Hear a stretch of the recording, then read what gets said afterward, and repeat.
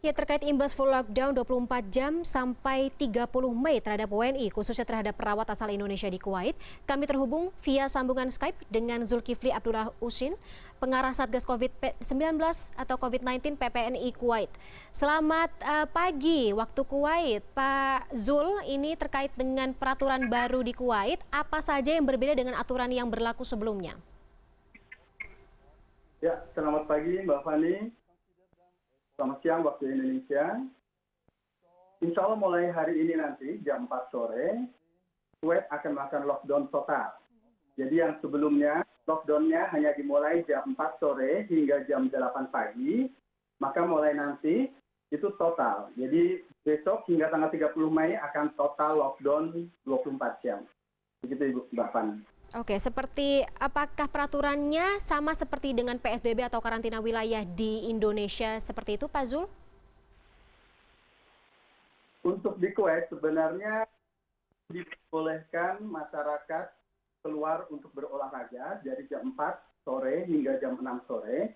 Kemudian juga diperbolehkan untuk belanja ke supermarket terdekat atau toko-toko yang terdekat selama 1 kali dalam 1 minggu.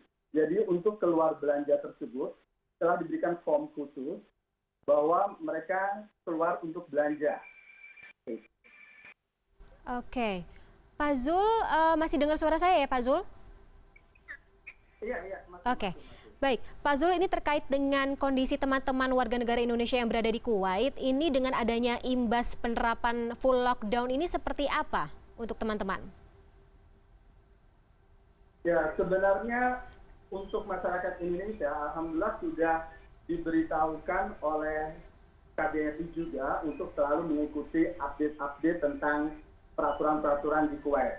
Sehingga kebutuhan pokok masyarakat Indonesia, di mana dengan adanya lockdown 24 jam ini, itu sudah dipenuhi oleh KBRI yang bekerja sama juga dengan ormas-ormas yang ada di Kuwait.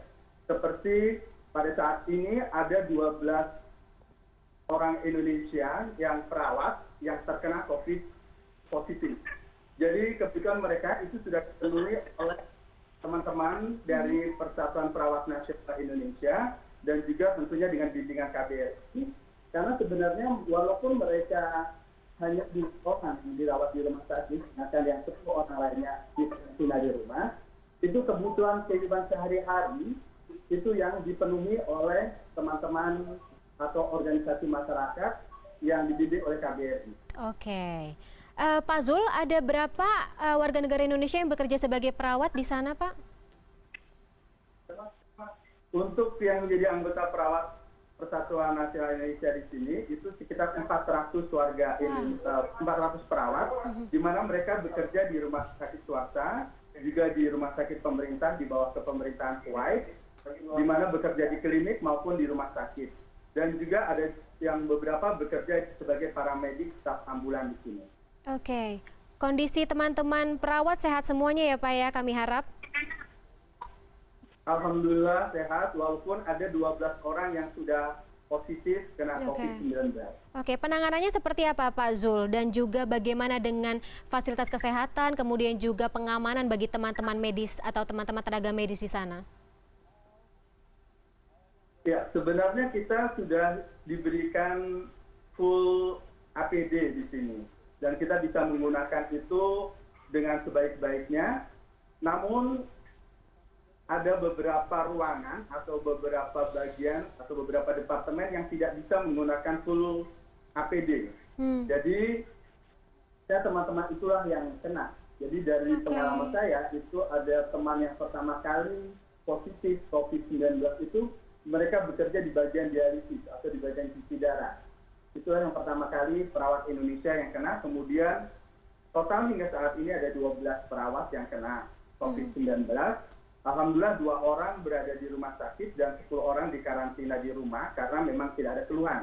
Diharapkan karena mereka adalah perawat, mereka tahu apa sih sebenarnya keluhan yang selanjutnya mereka harus atur.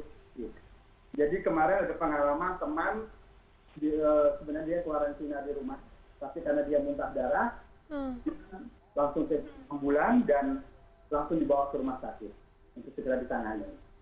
Oke, penanganan cukup cepat ya. Kalau misalnya jam kerja teman-teman tenaga medis sendiri seperti apa, Pak Zul? Untuk di rumah sakit masih tetap, jadi kita bekerja 3 shift dari jam 7 pagi hingga jam 2 siang, jam 2 siang hingga jam 10 malam, jam 10 malam hingga jam 7 pagi. Namun untuk beberapa klinik atau kalau di Indonesia disediakan puskesmas, itu ada yang tetap 24 jam, jadi bekerjanya 24 jam dalam seharian itu, tapi mereka dapat libur 3 hari.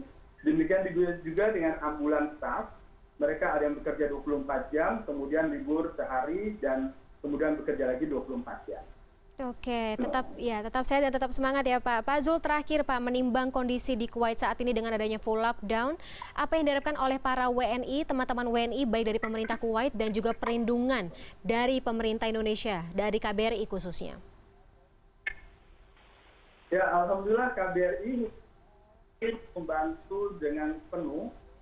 Jadi KBRI bekerjasama dengan organisasi masyarakat, baik diaspora maupun Persatuan Perawat Nasional Indonesia maupun semua ormas yang ada di Kuwait, itu bekerja sama untuk mencari siapa saja warga negara Indonesia di Kuwait yang terdampak. Seperti kalau para perawat itu diberikan vitamin atau suplemen. Sedangkan untuk masyarakat Indonesia yang tidak bekerja, yang terdampak sehingga mereka tidak bisa bekerja, diberikan sembako. Jadi diharapkan sembako itu bisa paling tidak dalam waktu 1 minggu atau 2 minggu mereka bisa terpenuhi kebutuhannya. Itu Mbak Fani. Baik, terima kasih atas informasinya Pak Zul. Kami harapkan agar Pak Zul dan juga teman-teman warga negara Indonesia di Kuwait sehat selalu. Sekali lagi terima kasih atas informasinya. Selamat kembali bertugas Pak.